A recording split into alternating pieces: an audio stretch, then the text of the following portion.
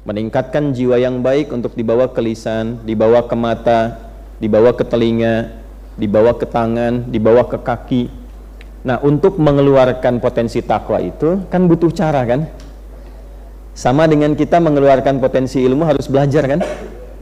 Caranya belajar dengan membaca, menganalisis, memahami, dari mulai pendidikan anak usia dini, kelompok bermain KB, TKA, TKB, habis itu S semua kan?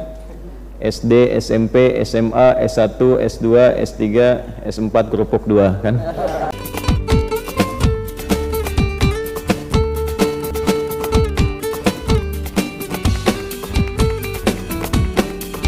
Itu terletak pada jiwanya. Di dalam jiwa itu hanya ada dua potensi.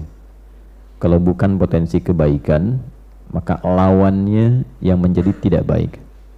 Potensi kebaikan itu disebut takwa. Lawannya yang seringkali dimanfaatkan oleh setan itu disebut fujur namanya. Maka di Quran surat Asy-Syams di ayat 7 sampai 10 itu keduanya ditampilkan. Wa nafsin wa ma sawwaha. Aku bersumpah, kata Allah. Allah itu kalau sudah bersumpah berarti sangat serius. Karena tanpa sumpah pun sudah serius. Ya, jadi kalau Allah sudah berfirman tanpa sumpah pun itu sangat penting. Kalau ada sumpah di dalamnya artinya begitu penting. Nah, saking pentingnya kita mengenali diri kita dan mampu mendalami tentang keadaan jiwa kita supaya tidak sakit jiwanya. Ya, supaya tidak sakit apa? Jiwanya. Jadi penyakit jiwa itu bukan kondisi orang yang tidak sadar melakukan tindakan-tindakan tercela yang biasa pada umumnya tercela dia lakukan, tapi ditoleransi karena dinilai dalam keadaan tidak sadar. Penyakit jiwa sesungguhnya adalah orang yang tidak mampu mengoptimalkan potensi baiknya sehingga dominan dikuasai oleh potensi buruknya, dan keluarlah kemudian tindakan-tindakan yang negatif yang menyimpang dari fitrah kejiwaannya. Maka keluar yang buruknya itu didominasi oleh provokasi setan, maka keluarlah misalnya lewat mulut kata-kata yang tidak sepantasnya keluar. Nah, itu sedang sakit jiwa. Ya. Keluar ke tangannya, melakukan tindakan yang tidak semestinya dilakukan. Ya, dia mencuri, dia korupsi, dia mencederai orang. Nah, itu sedang sakit apa? Nah, penampakan jiwanya sakit itu ada, kata para ulama, pada jawarihnya, pada anggota tubuhnya. Ya, karena cara kerjanya dari jiwa itu nanti akan ditembuskan kepada akal. Dari akal itu diteruskan ke seluruh bagian tubuh untuk bersikap.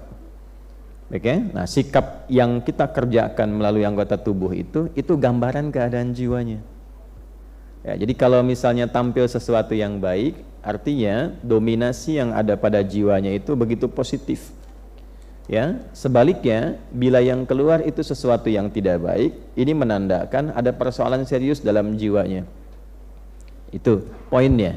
Karena itulah kemudian Allah begitu banyak di dalam Al-Quran membimbing kita, dan bersyukurlah kita kepada Allah, satu-satunya kitab suci di muka bumi ini yang memberikan bimbingan langsung dan menerangkan secara detail tentang kondisi jiwa, cara bekerjanya seperti apa, cara mengeluarkan potensi baiknya bagaimana, cara mengevaluasinya seperti apa. Itu hanya Anda akan temukan dalam Al-Quran. Itulah inti kehidupan kebaikan disebut takwa. Karena itu sering kita temukan di dalam Al-Quran amanat-amanat untuk meningkatkan takwa. Meningkatkan itu artinya mengeluarkan potensi itu sebaik-baiknya. Meningkatkan jiwa yang baik untuk dibawa ke lisan, dibawa ke mata, dibawa ke telinga, dibawa ke tangan, dibawa ke kaki. Nah, untuk mengeluarkan potensi takwa itu kan butuh cara kan? Sama dengan kita mengeluarkan potensi ilmu harus belajar kan? Caranya belajar dengan membaca, menganalisis, memahami, dari mulai pendidikan anak usia dini, kelompok bermain KB, TKA, TKB, habis itu S semua kan?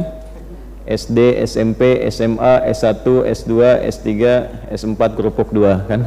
Dingin semua tuh. Itu adalah cara. Nah, cara itu dalam bahasa Arab kalau dia luas, besar, itu disebut dengan syariat. Dari kata syari' artinya jalan. Bagaimana cara Bapak Ibu datang ke Masjid An-Nur ini? Melewati jalan. Nah, jalanan luas itu disebut syari' namanya. Kalau jalannya itu kecil, kadang berliku, itu thoriq namanya. Jelas ya? Nah, syari' jalan yang luas. Anda kesini caranya melalui jalan itu. Kita belajar pengetahuan melalui jalan menuntut ilmu. Nah, sama cara kita meningkatkan takwa, mengeluarkan butuh cara. Nah, cara kalau dikumpulkan dalam bentuk ajaran disebutnya syariat namanya. Maka kita temukan di dalam istilah Islam itu ada syariat Islam. Syariat itu cara kita meningkatkan takwa, supaya takwa itu keluar membuat diri kita semakin lebih baik. Jadi orang itu kalau sudah berislam, mengerjakan syariat, pasti jadi baik. Tidak ada orang Islam yang tidak baik, kecuali yang mengatakan dirinya muslim tapi tidak mengerjakan jalannya, sehingga tidak mampu berislam dengan cara yang baik.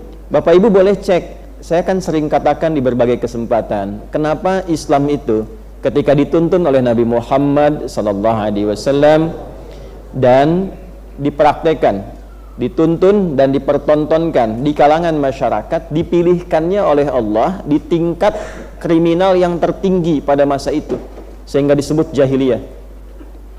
Kenapa tidak di tempat orang-orang yang mungkin sebagiannya ada yang baik gitu, tapi dipilihkan yang memang tingkat kriminalnya paling tinggi, untuk menunjukkan betapa istimewanya Islam itu. Bisa merubah orang yang tingkat kriminal tertinggi, titik nadir bahasa kerennya itu, yang paling buruk, tiba-tiba bisa berubah, bertransformasi bahasa kininya, menjadi pribadi terbaik yang kebaikannya melintasi zaman, dikenal sampai sekarang. Padahal belum pernah ketemu, ya kan? Pernah ketemu Umar nggak? Bukan Umar yang jualan soto itu, bukan ya? Umar bin Khattabnya, belum pernah kan? Ya, tapi kan sampai hari ini kita dapati namanya kan, sampai nama itu diduplikasi, ditiru. Pengen punya nama anak ya, namanya Abu Bakar. Pengen punya nama anak Umar. Ada nggak yang namanya Abu Dzar Al-Ghifari? Ya, padahal Ghifar itu dulu itu adalah kota begal. Ya, jadi semua orang yang suka begal itu di kampung Ghifar. Al-Ghifari itu artinya kampung begal. Ya. Pimpinannya Jundub bin Junadah gitu. Jadi kalau Abu Dzar Al-Ghifari itu asalnya adalah seorang yang berasal dari kota begal. Tapi banyak kan yang pengen pakai nama itu. Karena setelah masuk Islam, tiba-tiba beliau berubah jadi orang baik, yang kebaikannya luar biasa, dan merubah kampungnya dari kampung begal menjadi kampung terbaik di masanya. Dan itu viral, sehingga bangga dengan nama daerahnya. Itu sebabnya kalau orang baik itu jadi begitu baik dan dikenal kebaikannya, maka ada cahaya di kampungnya, sehingga warga kampung merasakan cahaya itu, dan nama kampungnya pun berubah jadi baik. Nah, demikianlah kemudian kita, kalau mampu kita mengeluarkan sifat-sifat kebaikan dalam wujud takwa itu dengan jalan syariat. Apa syariat itu wujudnya? Itu yang kita sebut dengan ibadah. Karena itu dalam sholat ada takwa, dalam puasa ada takwa, dalam umrah haji ada takwa. Dzalikal kitabu la hudal lil. Nah, siapa mutakin orang takwa itu? Ayat 3-nya. Alladzina yu'minuna bil ghaibi wa yuqimunas. Nah, jadi ketika ibu, saya, kita diminta menunaikan sholat, bukan ingin memberikan beban, tapi sholat itu akan merubah kita menjadi pribadi yang lebih baik. Itulah sebabnya ketika ada orang bertanya, kenapa saya mesti sholat? Allah langsung jawab, innas sholata tanha 'anil fahsya wal munkar. Sholat itu kalau benar dikerjakan mampu membebaskan pelakunya, orang sholat itu, dari dua sumber keburukan, baik fahsya ataupun munkar. Nah, itulah rahasianya kenapa anak baru fase tumbuh berkembang usia 7 tahun yang diajarkan pertama kali sholat. Mengapa? Karena diharapkan anak itu tumbuh menjadi pribadi yang baik di masa depan. Ya ayyuhalladzina amanu kutiba alaikumus kama kutiba 'alal ladzina min qablikum la'allakum tattaqun. Di dalam puasa ada takwa. Itulah sebabnya kenapa orang puasa cenderung bisa menjadi lebih baik dibandingkan saat dia tidak puasa. Dan ternyata di antara hikmah puasa itu mampu menekan seseorang dari perbuatan maksiat, bahkan sifat buruk yang pernah dia kerjakan. Nah, ini kenapa setiap Jumat kita tiap pekan khatib mengingatkan yuk tingkatkan takwa. Maksudnya apa?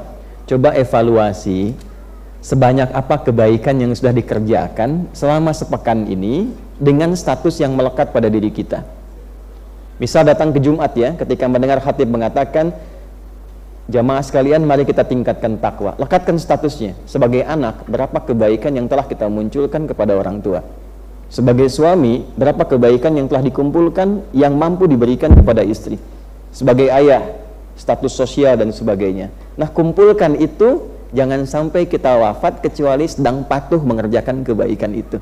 Itu diantara rahasia. Kalau sudah jadi muslim, pasti insya Allah jika Islamnya benar, syariatnya benar, terkumpul kebaikan dalam dirinya, dan kebaikan yang menghasilkan pahala itu disebut dengan hasanah, dan dengan hasanah itulah kita pulang di dunia sampai ke akhirat.